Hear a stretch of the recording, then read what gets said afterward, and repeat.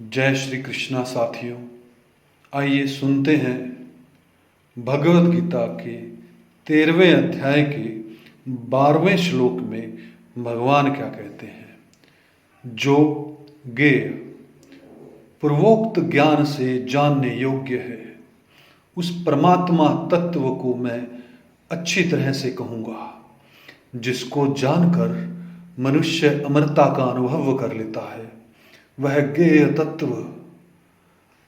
अनादि वाला और परम ब्रह्मा है। उसको न सत कहा जा सकता है और न असत ही कहा जा सकता है। श्लोक 13। वे परमात्मा सब जगह हाथों और पैरों वाले, सब जगह नेत्रों, सिरों और मुखों वाले तथा सब जगह कानों वाले हैं। वे संसार में सबको व्याप्त करके स्थित है। श्लोक 14। वे परमात्मा संपूर्ण इंद्रियों से रहित हैं और संपूर्ण इंद्रियों के विषयों को प्रकाशित करने वाले हैं, आसक्ति रहित हैं और संपूर्ण संसार का भरण पोषण करने वाले हैं तथा गुणों से रहित हैं और संपूर्ण गुणों के भोगता हैं। श्लोक 15। वे परमात्मा संपूर्ण प्राणियों के बाहर भीतर परिपूर्ण है और चर अचर प्राणियों के रूप में भी वे ही हैं, एवं दूर से दूर तथा नजदीक से नजदीक भी वे ही हैं और वे अत्यंत सूक्ष्म होने से जानने में नहीं आते।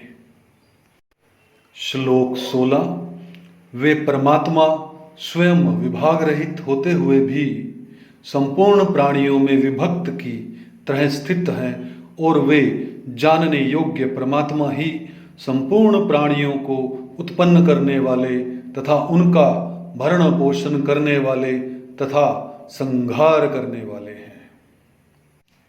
श्लोक 17। वे परमात्मा संपूर्ण ज्योतियों के भी ज्योति और अज्ञान से अत्यंत परे कहे गए हैं। वे ज्ञान स्वरूप, जानने योग्य, ज्ञान से प्राप्त करने योग्य और सबके हृदय में विराजमान है। श्लोक 18। इस प्रकार क्षेत्र तथा ज्ञान और ज्ञेय को संक्षेप में कहा गया है। मेरा भक्त इसको तत्व से जानकर मेरे भाव को प्राप्त हो जाता है। श्लोक 19 और 20। प्रकृति और पुरुषों दोनों को ही तुम अनादि समझो और विकारों को तथा गुणों को भी प्रकृति से ही उत्पन्न समझो।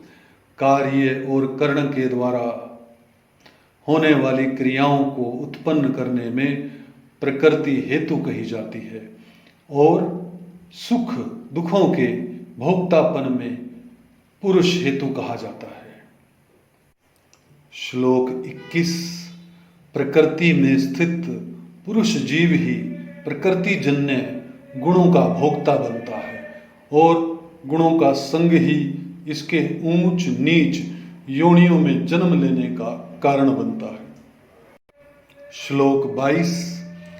यह पुरुष शरीर के साथ संबंध रखने से उपदृष्टा, उसके साथ मिलकर संपत्ति अनुमति देने से अनुमंता, अपने को उसका भरण पोषण करने वाला मानने से भ्रता, उसके संग से सुख दुख भोगने से भोगता और अपने को उसका स्वामी मानने से महेश्वर बन जाता है।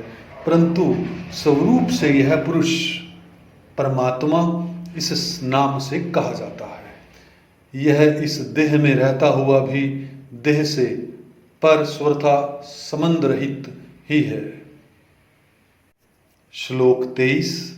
इस प्रकार पुरुषों को और गुणों के सहित प्रकृति को जो मनुष्य अलग अलग जानता है, वह सब तरह का बर्ताव करता हुआ भी फिर जन्म नहीं लेता।